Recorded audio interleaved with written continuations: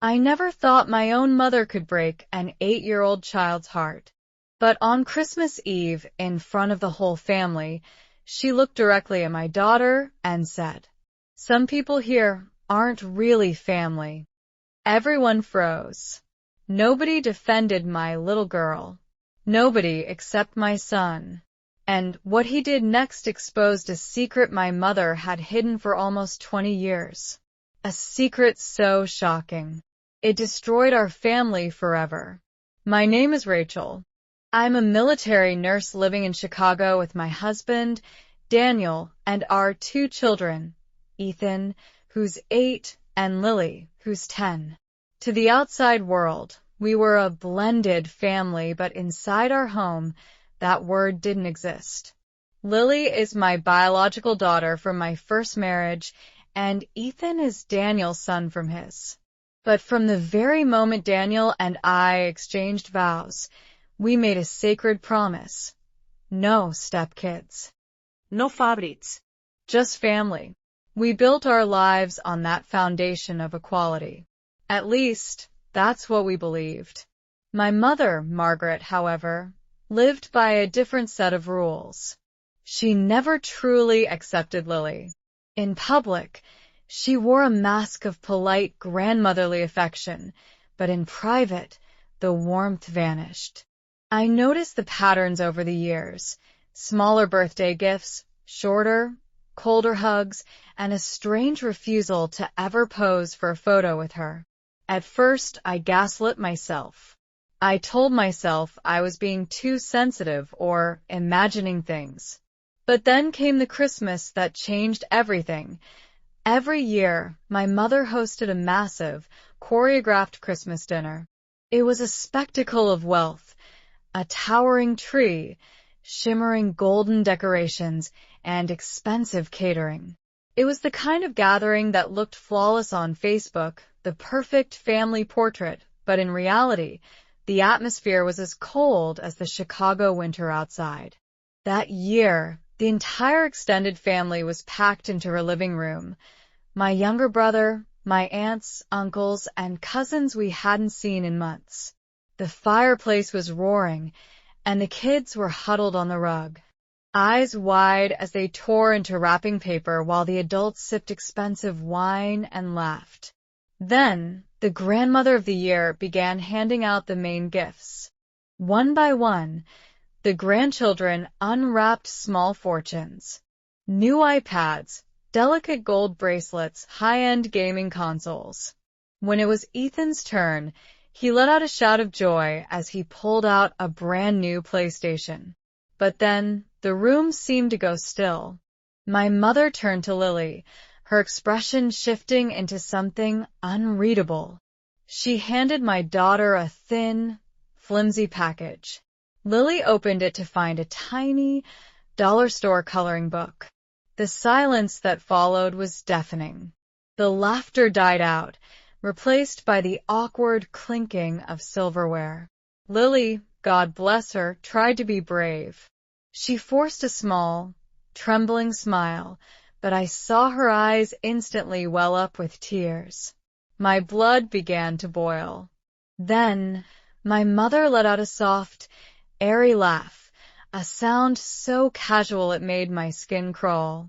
She looked around the room and said, "Well, we have to be practical. Not every child in this room carries the actual family bloodline." I felt a physical weight press down on my chest. I couldn't breathe.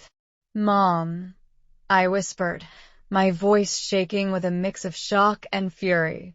"What is wrong with you?" But she didn't flinch. She just kept smiling that plastic, perfect smile, as if she had just commented on the weather. Then she leaned in and uttered the sentence that broke our family forever. "Oh, Rachel, let's stop pretending she's really one of us." Daniel stood up so fast his heavy wooden chair slammed backward, the sound echoing like a gunshot through the silent dining room.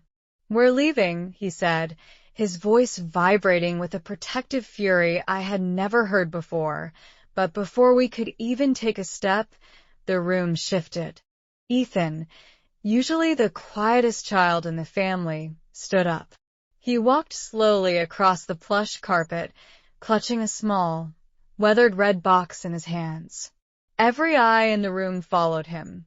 My mother's expression softened instantly. She looked at him with the pride she reserved only for her real grandchild. He stopped directly in front of her, placing the box on the edge of the mahogany table.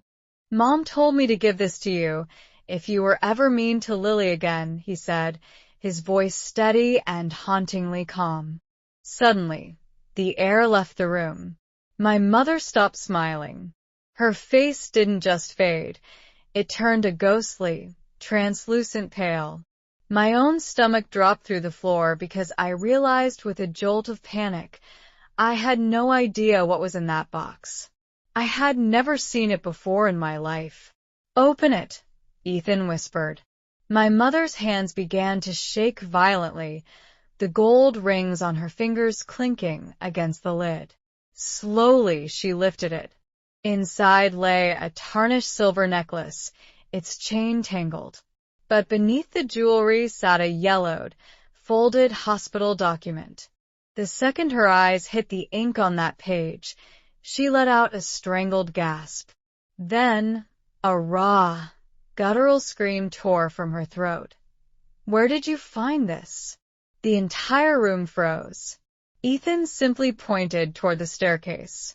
"Grandpa gave it to Mom before he died," he said simply. Now, the entire family was staring at me. My head was spinning.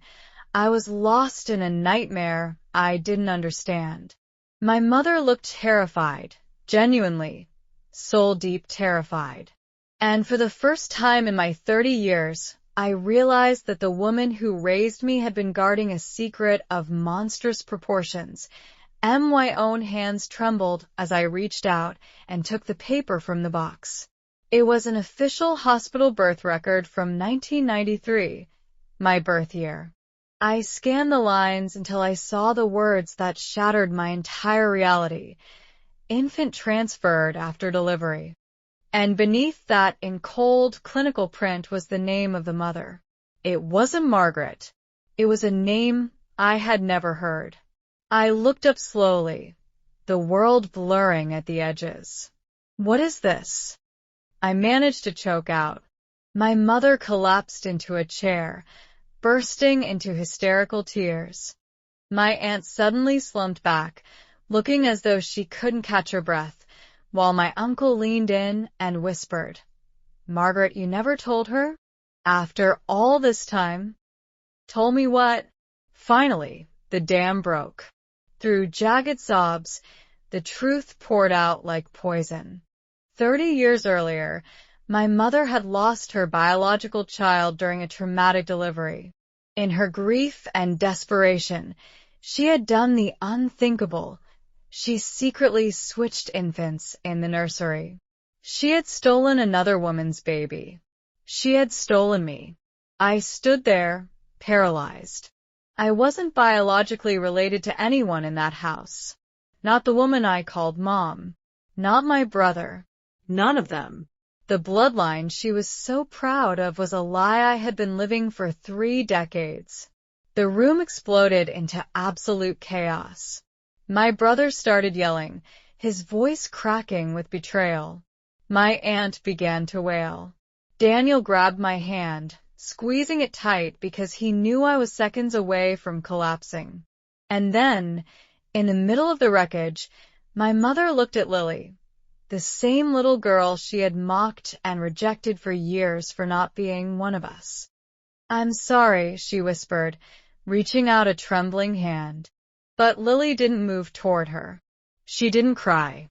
She simply stepped behind me, hiding in the shadow of the only mother she truly knew, far too hurt to ever look back. That night didn't just end a dinner. It destroyed the foundation of our family forever. The fallout was immediate and devastating.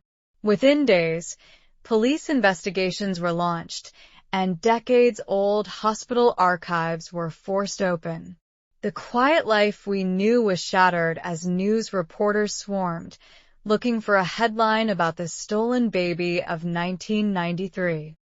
My mother, once the proud matriarch of our social circle, became the central figure of a chilling criminal investigation into missing infant cases from the early 90s. But as the legal storm raged outside, the real damage was happening inside our four walls.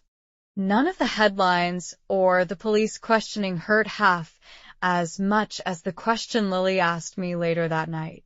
We were sitting on the edge of her bed, the house finally quiet. She climbed into my lap, her small voice trembling, and whispered, "So, Grandma hated me because she thought I wasn't real family?" I couldn't find the words to answer her. My throat felt like it was filled with glass, because the truth was far more twisted than a 10-year-old could understand. A woman who wasn't biologically related to anyone in that house, a woman who had built her entire life on a stolen identity, had spent years punishing an innocent child for the sin of not sharing her DNA. The hypocrisy was breathtaking. That was when Daniel stepped into the room. He knelt down in front of Lily, took her small hands in his, and said something I will carry with me for the rest of my life. Family isn't about blood, Lily. It isn't about records or DNA. Family is about who stands by you. It's about who protects you when the world tries to hurt you. Lily finally let go, sobbing into my chest. I cried with her, the weight of 30 years of lies finally breaking off of me. Even Ethan sat on the edge of the rug, tears streaming down his face as he watched his sister. And in that raw, heartbreaking moment, the truth became clear. Our real family, the one built on choice, sacrifice, and unconditional love, had finally become stronger than the fake, golden-wrapped one we had just lost. We weren't just a blended family anymore. We were simply ours. 3 months later, we celebrated Christmas alone at home. No giant mansion. No fake smiles. No expensive gifts. Just pizza, movies, blankets, and peace. Before bed, Lily handed me a handmade Christmas card. Inside, she wrote, "Thank you for choosing me every day." And honestly, that was worth more than every gift my mother ever bought.